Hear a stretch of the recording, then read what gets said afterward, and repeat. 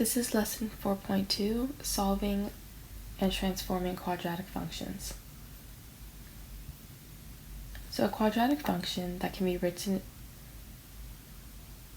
this is lesson 4.2, transforming quadratic functions. A quadratic function is a function that can be written in the following form: f of x equals ax squared plus bx plus c, where a does not equal 0, b and c are constants. To the parent function of the parabola is f of x equals x squared. So let's graph this one by filling in the table here.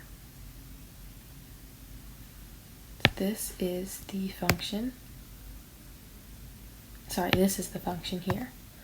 So when f of x equals 4, to find 2, it's also equal to x squared. Take the square root of both sides, know that x is equal to 2.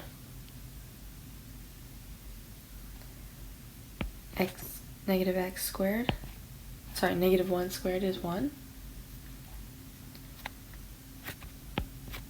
2 squared is 4. 3 squared is 9. So now we can plot these points on the graph, and it'll look like this. So the domain of this function is all real numbers, and the range is that y is greater than or equal to 0. So the range is going up. We see that 0 is our minimum. And the domain is all real numbers going to the left and to the right. The vertex is at 0, 0, right here. And there's no stretch or compression for this function. Now transformations of quadratic functions will be written like this: f of x equals a times x minus h to the power of 2 plus k. So this a will represent a stretch, compression, or reflection.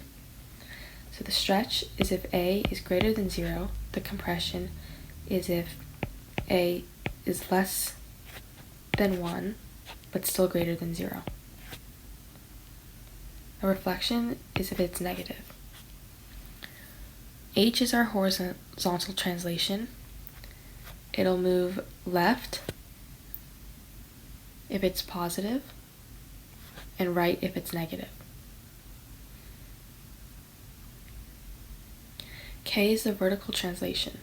This is also your minimum or maximum value. So vertical translations are up and down. If k is positive, the graph will move up. If k is negative, it will move down. And the vertex is h of k. Here are some practice quadratic functions to get used to this format.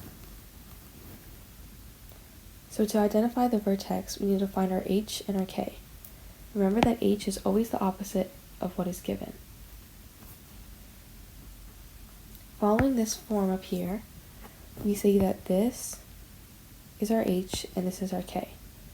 If h is the opposite of what is given and we're given negative 3, then the opposite sign is positive 3, and k remains the same as positive 1. So the vertex is 3, 1.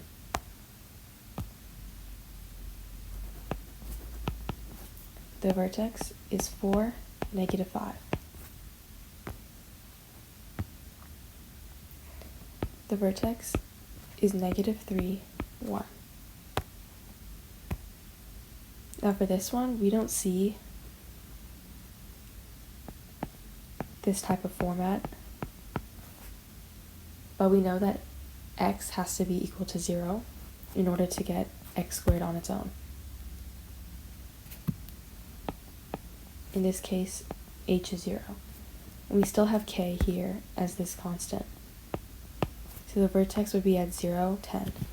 The first part of the transformations of quadratic functions is their stretch, compression, or reflections. So that's focusing on the a term here, which is the coefficient above or before x squared.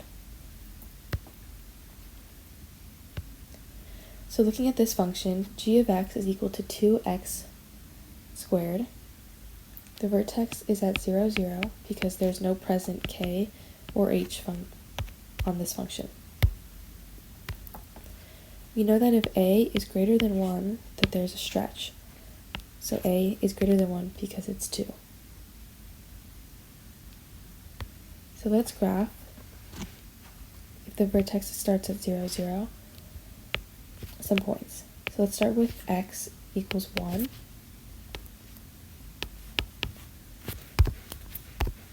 Times 1 squared. So g of 1 is 2 times 1 squared, which is 1, is 2. So the value of 1, y is 2.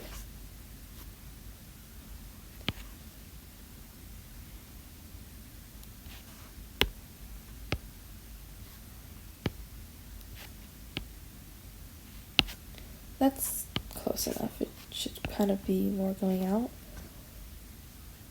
But yeah, here we see that there's a stretch factor of 2. On the second one, we know that if a, the absolute value of a is greater than 1, there's a stretch. And if a is negative, then there's a reflection. Still the vertex is at 0, 0 because there's no h or k present.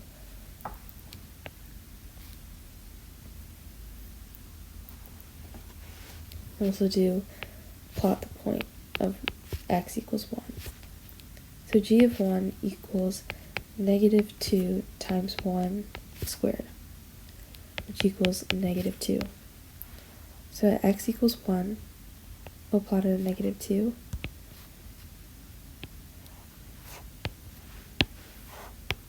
And so here there's a stretch of 2, but there's a reflection. So there's a stretch and a reflection. Next up is vertical translations. So this affects the value of k. So when we change the k value, it changes the height of the graph. It changes the height. So if k is positive, it'll be moving up, and if k is negative, it'll be moving down. So for this first one, the vertex will start at 0 because there's no h, and 2. This is the k value. Remember that the vertex is hk. So we'll start it at 0, 2, and when when x equals 1, g of 1 equals 1 squared plus 2, g of 1 equals 3. So plot that here and here. Oh my goodness. Here. So we see that the graph has moved up 2 units. Second example, we know that our vertex is at 0, 3, as we see our k value here. So 0, 3 is right there. As we see here, there's going to be a reflection, so the graph is going to open downwards like this. So g of 1 equals negative 1 squared plus 3. G of 1 equals negative 1 plus 3, which equals 2. So at 1 and negative 1, the y value will be at 2. So this one has a reflection as well as a vertical shift of 3 units. Next up is the horizontal translation. So the effects of the value h change the graph from left or right. So left or right. It'll move right when h is negative and left when h is positive. So for this first example, the vertex is at 3, 0. So that's here at this point. We know that because this is our h and there's no k, so we know that k equals 0. Now this time to graph, I'll use 4 as it's 1 unit left of our new vertex. So f of 4 equals 4 minus 3 to the power of 2. That equals 1 squared, which equals 1. So at 4, there's 1. And I'll plot this other point at 2, which is 1 unit to the left of our vertex.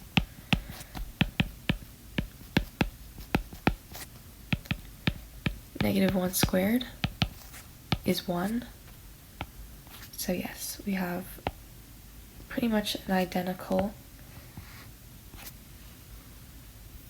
function, except it's shifted this way 3 units.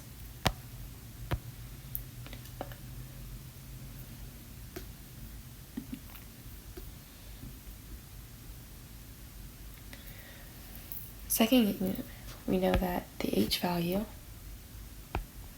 is the opposite of positive 1, so it's negative 1 and 0. There's no k here. So we'll start our vertex as negative 1, 0. And let's plot the point negative 2. So f of negative 2 equals 2 times negative 2 plus 1 squared. So 2 times negative 2 plus 1, negative 1 squared. 2 times 1 equals 2. So in negative 2, we'll put a point here at y equals 2. Then we have f of 0. F of 0 equals 2 times 0 plus 1 squared. 0 plus 1 squared is 1 squared, which just equals 1.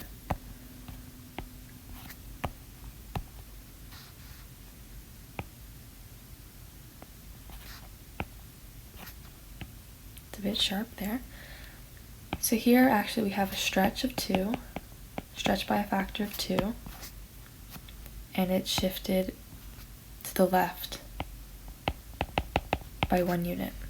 So next we'll identify the vertex, axis of symmetry, domain, range, minimum, and maximum value. So remember that the domain is all of the values going from left to right. So that's your horizontal x component, and the range is the y values going from up and down. So first let's identify the vertex. The vertex is 0, 1, because this is our k value and we don't have an h value, so it must be 0. So the vertex is 0, 1, we'll plot it here. That means that our axis of symmetry would equal 0, x equals 0. The axis of symmetry is this part of the vertex, and the minimum and maximum is the y part of the vertex. Looking at this graph, is there a stretch, compression, or reflection? Looking at this equation, we don't see any of those transformations with an a value, so there's none. The domain is all real numbers, and we'll find the range is y is less than or equal to 1, because we know that this parabola is going to open up this way with its minimum value at 1. So the y has to be equal to or greater than 1 because it's going up.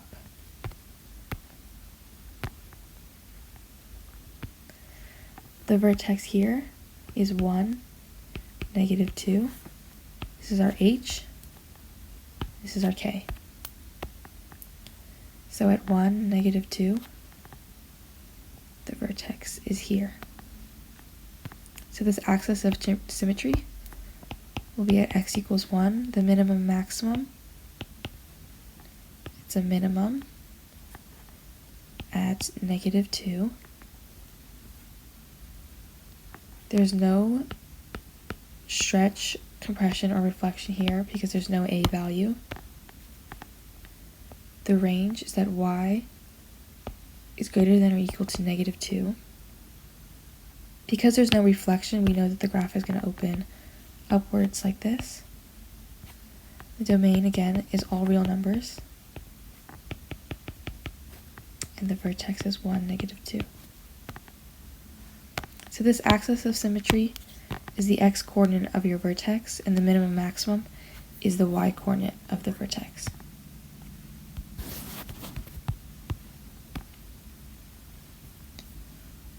Remember in the last lesson, we learned how to complete the square. So completing the square, we can go from standard form to vertex form. So for this function, we'll move 21 to the other side of the equation. So if we subtract both sides by 21, we'll have -15 on this side. Then we'll take half of this middle term here and square it. So half of this middle term is -4 squared equals 16.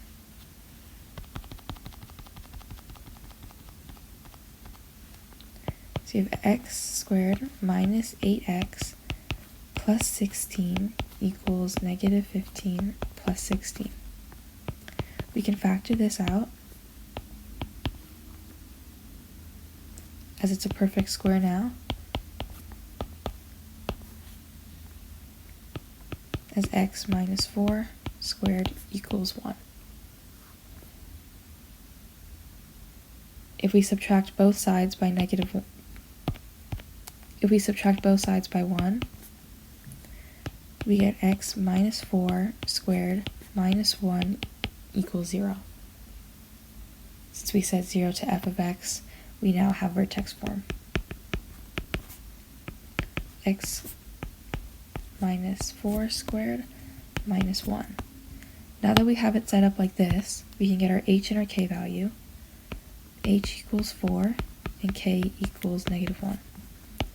So our vertex is 4, -1.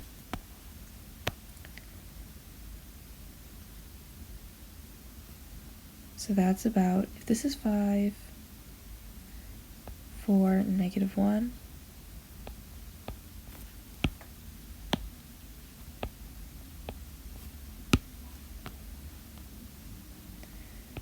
so the graph is like roughly in this shape.